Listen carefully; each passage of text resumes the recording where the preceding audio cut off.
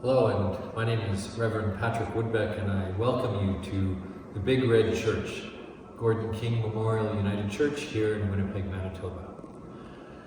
Throughout this season of Advent, we will be sharing reflections on each of the weeks of Advent, starting with myself with this week, which is Hope. Next week, you'll be hearing a reflection from Reverend Alison Mickelan.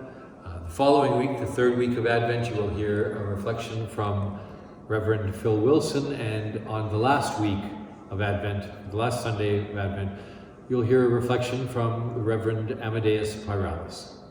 And so today we're speaking about hope, as the first Sunday of Advent is the Sunday of hope, and quite often in our modern world, hope almost carries with it a negative connotation. We say things like, "Oh, I hope I can make it," or "I hope that we will be there," or "I hope to do that." And it's almost as if we're saying, "I'm not sure I'm going to be able to, I'm not sure I'm going to be able to make it, I'm not sure I'm going to be able to do that, I'm not sure I'm going to be there." That wasn't the idea of hope for the people in the ancient world. People in the ancient world believed that hope was something that was important to them, something that they held tight to in the midst of all that was happening in their world. And I think that that's the hope that we need for today. Our theme for Advent is How a Weary World Rejoices. I think it's a very timely theme given what's happening in the world with everything that we're experiencing and all that's happening. The reading today is from the Gospel of Mark.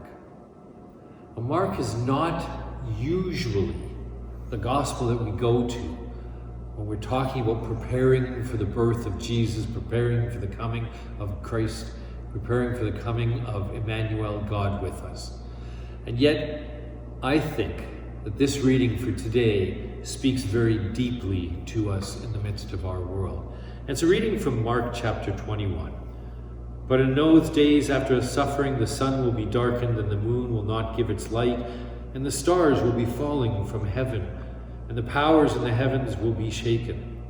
Then they will see the Son of Man coming in clouds with great power and glory. Then he will send out angels and gather his elect from the four winds, from the ends of the earth to the ends of the heaven. From the fig tree learn its lesson. As soon as its branches become tender and puts forth its leaves, you know that summer is near. So also when you see these things taking place, you know that he is near at the very gates.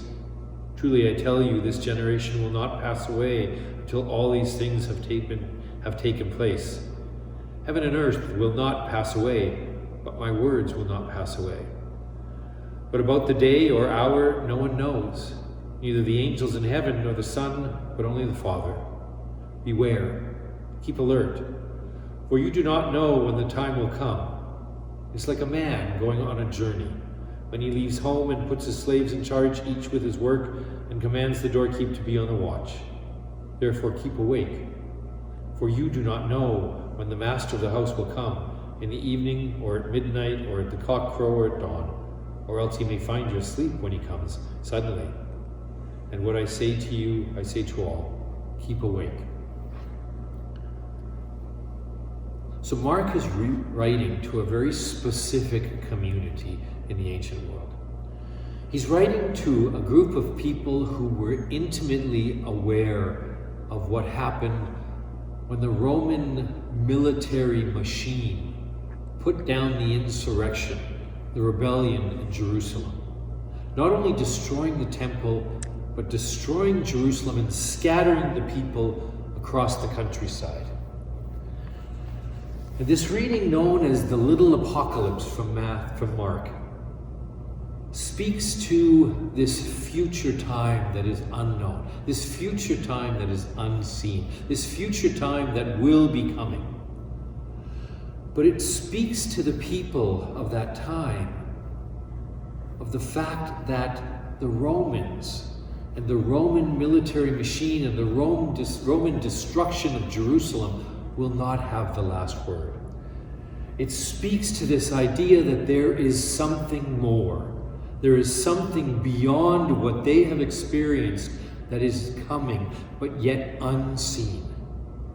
And in that, the people found hope. They understood that hope existed in their faith with God. Hope existed in their understanding of God's direction of the world. Hope existed in their understanding of God guiding their lives. And so for them, hope was a reality. Hope was a reality of their lives as it was. It wasn't some far off imaginary thing that they couldn't grasp. Hope was that which undergirded, which was the bedrock of their faith. And in that, hope became a reality for them. And I think that in many ways, we need that same reality. In the world today, we need a hope that is the bedrock of our lives in order to consider moving forward in the midst of everything that is happening. We need a hope of something beyond our world today. Something beyond all of the violence and all of the hatred and all of the war that is occurring in the world today. So why does this reading come on the first Sunday of Advent in this year? Yes, it speaks to the something in the future. It speaks to that future that is unseen.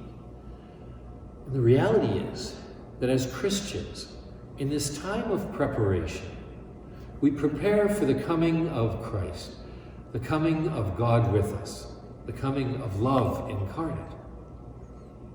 But the reality is that we are also aware as Christians that in just a few short months, we will be entering Lent and we will be taking that journey to the cross. That what we are preparing for now in this season of Advent leads into our journey of Lent to the cross. And it leads into the understanding that even after death, in God, there is something more.